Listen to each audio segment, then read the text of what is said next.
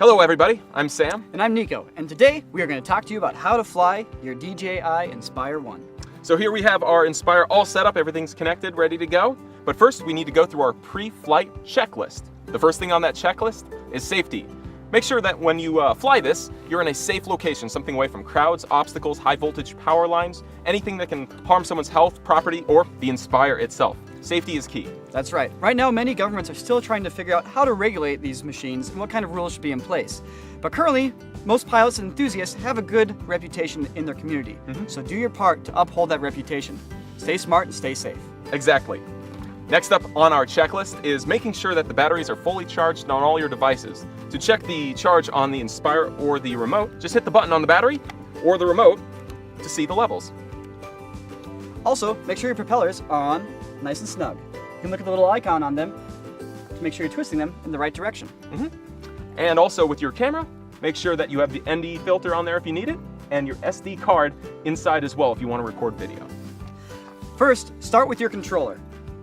Click once, and then click again and hold for 3 seconds. That's how it turns on. Same thing with the Inspire. Press once for 1 second, let go, and then hold down for 3 more seconds. It'll turn on as well. All right. Make sure you're doing this on a level surface, as the gimbal for the camera will have to calibrate itself.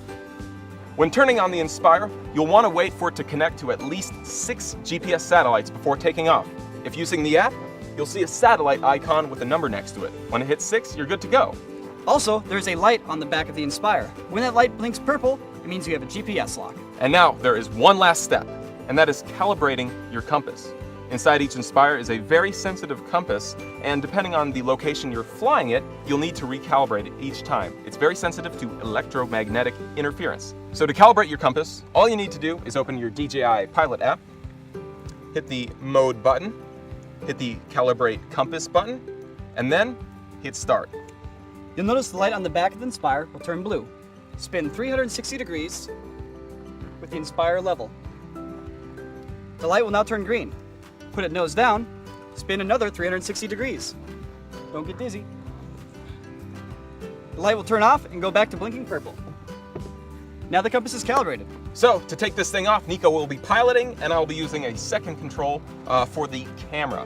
On the top left of your controller is a little switch. If you put that into its top position, that's GPS mode.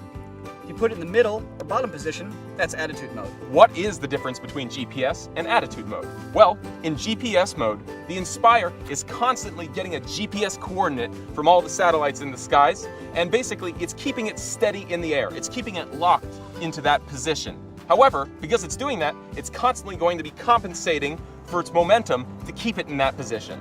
Now, when in attitude mode, it will no longer be locking onto GPS satellites for the positioning. Therefore, if there's wind pushing it in a direction, it will drift, or if you're flying it and let go of the controls, it'll continue with that momentum across. There's pros and cons to each, and usually the pros of attitude mode is you get a slightly smoother flight, since it's not always compensating for its coordinates. However, GPS is safer, because if you let go of the controls, it will stop itself and lock in that position. All right, so make sure your Inspire is on a flat and level surface. In order to take off, you're gonna take your sticks, you're gonna move them to the bottom inside corners. Here we go. Let's do this. All right. In order to raise the landing gear, you'll want to hit the transformation switch up. The left stick on the controller will control the throttle up and down, and it will control the rotation moving side to side.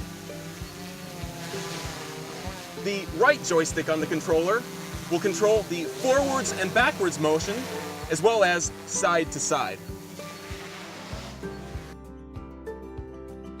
Let's bring it in.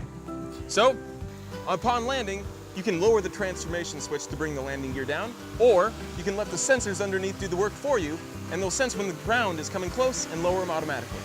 You can do this! Before you power it down, make sure you cut your shot if you are still rolling, and just simply push, pause, hold. So I hope you guys enjoyed this video on how to fly your Inspire. Once again, make sure you stay safe and stay smart. Find a beautiful open area to fly it in and get some fantastic shots. Enjoy!